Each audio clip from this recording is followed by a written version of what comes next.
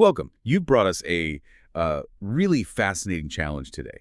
We're diving deep into commercial contracts, specifically under the Uniform Commercial Code, the UCC. And the idea here seems pretty radical, Hmm.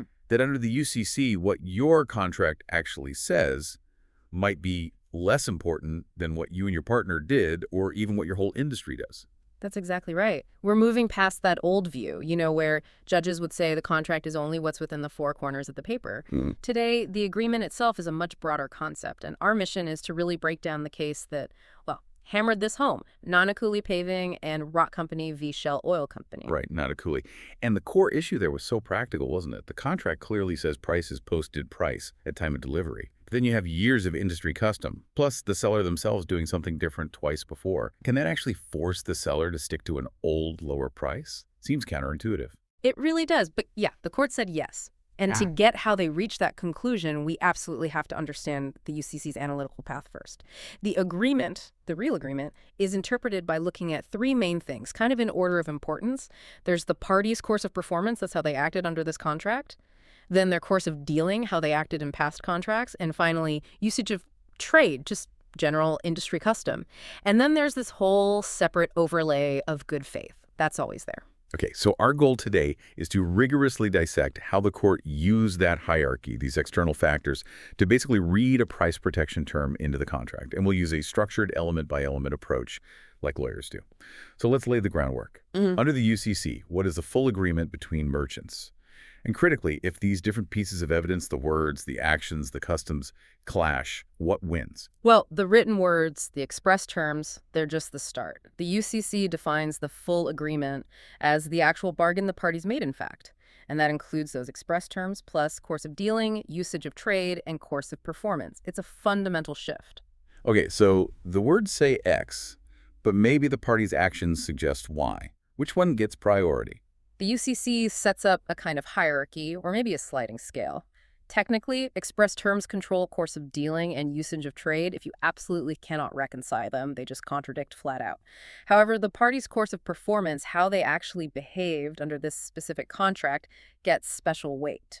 It's seen as the best evidence of what they really meant by the terms because it shows their shared understanding after they started doing the deal. That makes sense. I mean, who knows the agreement better than the people actually performing it day to day?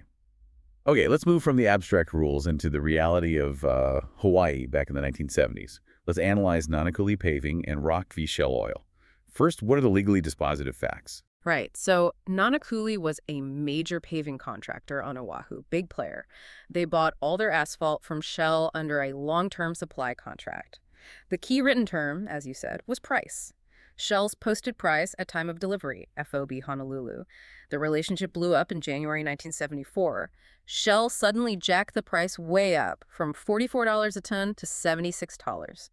A massive increase. Wow, yeah, that's huge. And Nanakuli had already locked in bids for government paving jobs using that old $44 price, right? So they sued Shell. What was the core legal issue? The precise legal question for the court was this: could that trade usage of price protection and Shell's own previous actions be seen as reasonably consistent with the express term posted price at time of delivery? Consistent enough that price protection actually became part of the agreement? And if so, did Shell breach the contract by refusing to grant it this time? Okay, so Shell has the written contract on their side. Posted price at delivery sounds pretty clear. What rule of law did the court apply? How did Nanakuli argue custom should override the clear text? Please state the full black-letter rule and break it down into its testable elements. They used the UCC rules that allow trade usage and course of performance to fill gaps or even sometimes qualify express terms. The core rule, synthesizing a few UCC sections, is essentially this: a trade usage or course of performance becomes part of the contract and binds the parties unless it cannot be reasonably construed as consistent with the express terms. So, to get price protection admitted and enforced here, the court had to find three main things, three elements. One, the relevant trade definition had to include this usage and Shell. Two, Shell's prior acts had to be a true course of performance, not just a one-off waiver. And three, the usage itself, price protection, had to be reasonably consistent with that express price term. Thank you. That's clear. Now for the court's elemental analysis. Let's walk through this step by step. How did the court apply the first element, the trade definition? Shell must have argued they were just an oil company, not a paver. Oh, absolutely. Shell argued, look, our trade is just selling asphalt. We're not in the paving business. They wanted to distance themselves from the paving contractor's customs. But the court didn't buy it. They looked at the unique small market on Oahu and said, no, the relevant trade here is the broader asphaltic paving trade. And that was critical because, well, everyone in that wider trade suppliers of asphalt aggregate, the whole ecosystem routinely gave price protection.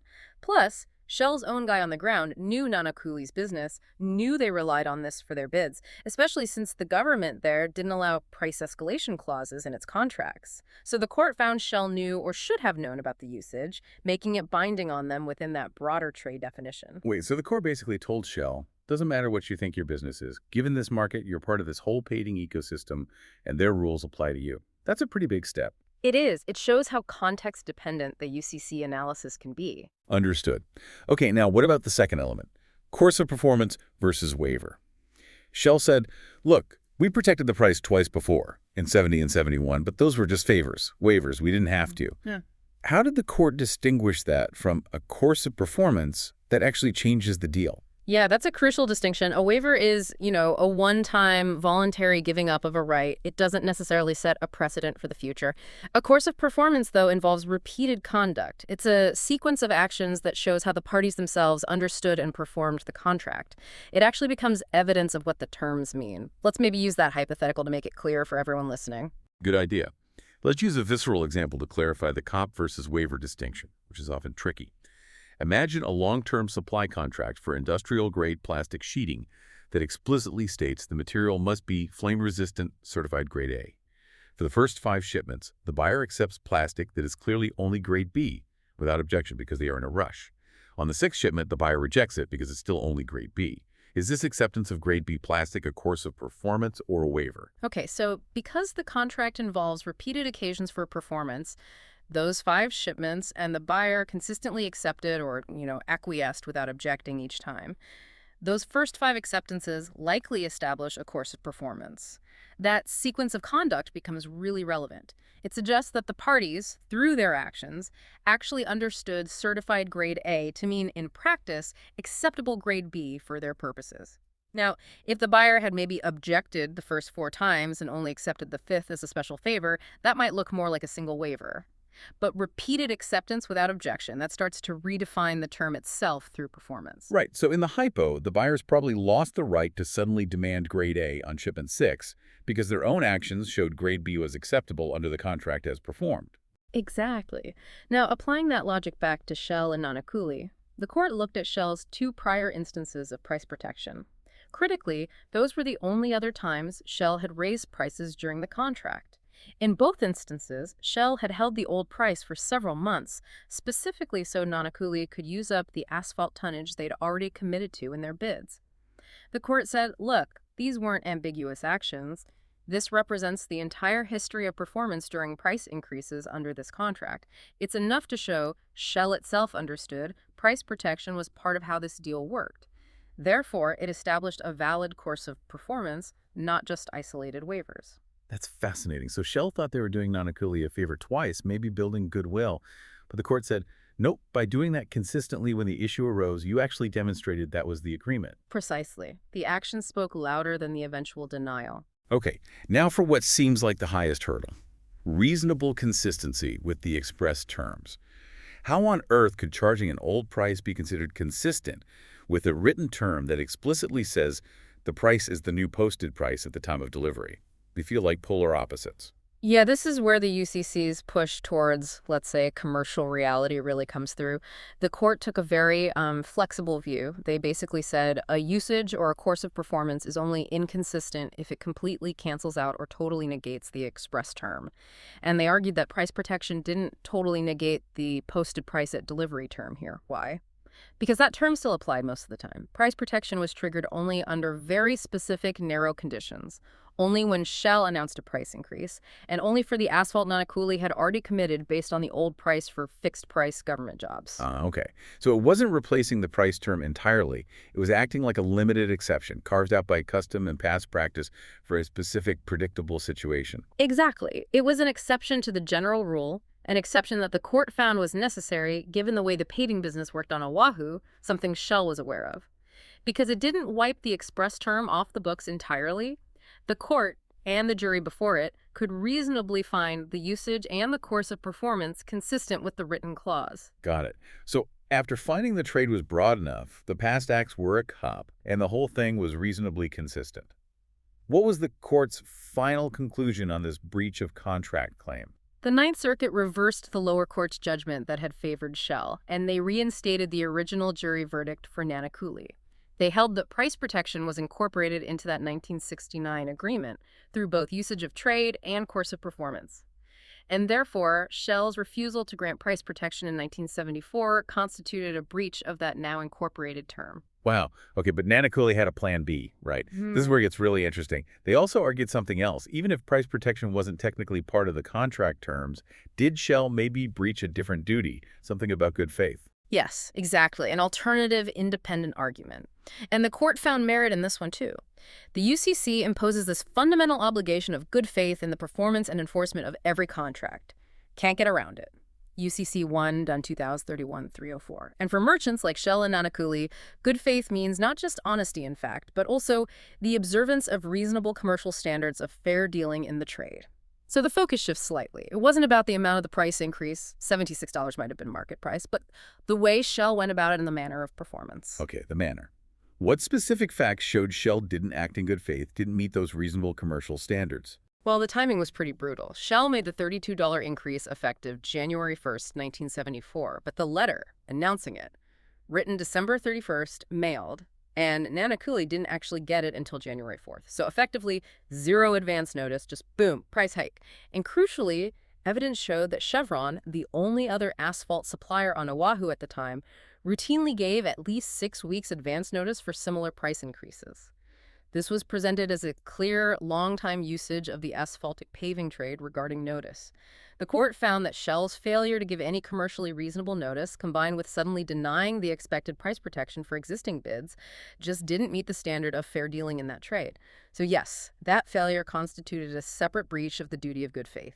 So Shell lost on two fronts. First, the court said price protection was part of the deal because of custom and past actions. And second, even if it wasn't, the way they sprung the price hike violated basic commercial fairness standards for that industry. That's the double whammy.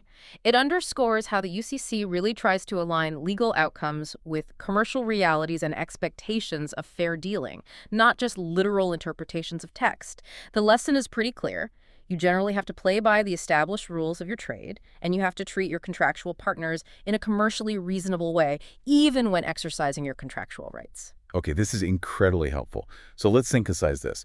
For you listening, if you're facing a contract problem, maybe on an exam, maybe in practice, how do you use this? What's the diagnostic checklist? Right. When you're interpreting a UCC contract, especially where there's a potential conflict between words and actions or customs, you absolutely cannot stop at the written document. Use this kind of step-by-step checklist. 1. Issue spotting. First, just identify the conflict. Is there a clash between an express term, like price or delivery specs, and some implied practice, like price protection, quality standards observed in the past, payment tolerances? 2. Analyze course of performance. Therapy. This is usually the most important factor. Did the parties act repeatedly under this specific contract in a way that seems to explain or even modify the term in question? What did they actually do? 3. Analyze usage of trade, UOT. Is the practice widespread in the relevant industry or trade? And crucially, was the other party actually aware of it, or should they reasonably have been aware? Remember how Nanakuli defined the trade broadly based on the market realities. 4. Test for consistency. Now, the big one. Can this implied term from copper UOT be reasonably squared with the express term? Remember the Nanakuli standard. It's only inconsistent if it totally negates the express term. If it just carves out a narrow, understood exception, it's likely consistent and gets incorporated. 5. Check good faith. Finally, step back. Even if the implied term can't be reconciled, or even if there isn't a clear implied term, did the party exercise their contractual rights, like raising a price, demanding strict compliance, in a manner that violates reasonable commercial standards of fair dealing in that specific trade? If the way they did it was commercially unreasonable or sneaky, that could be an independent breach of good faith. That is a fantastic, actionable framework. It really drives home that under the UCC, contracts aren't just static ink on paper. They're dynamic, shaped by expectations, actions, industry norms. You have to look at the whole picture, the market, the relationship, the practical necessities to figure out the actual bargain between the parties. Absolutely. And the core takeaway from Nanakuli might just be, If you consistently let things slide or do favors that deviate from the written contract, you might actually be rewriting the contract through your actions. And a court might hold you to that new performed standard later on. Be careful what precedent you set in your own performance. This has been a really insightful deep dive. Understanding how course of performance, usage of trade, and good faith operate is crucial for anyone dealing with commercial contracts. It's just a different way of thinking about what an agreement truly is. So here's something for you to mull over, building on this. Imagine the shoe was on the other foot. What if Nanakuli had always paid its bills, say, 60 days late instead of the 30 days specified in the contract? And what if Shell had repeatedly accepted these late payments without ever objecting? Could Nanakuli turn around later and argue that their consistent late payment, accepted by Shell, had established a course of performance implicitly modifying the payment due date? Think about that.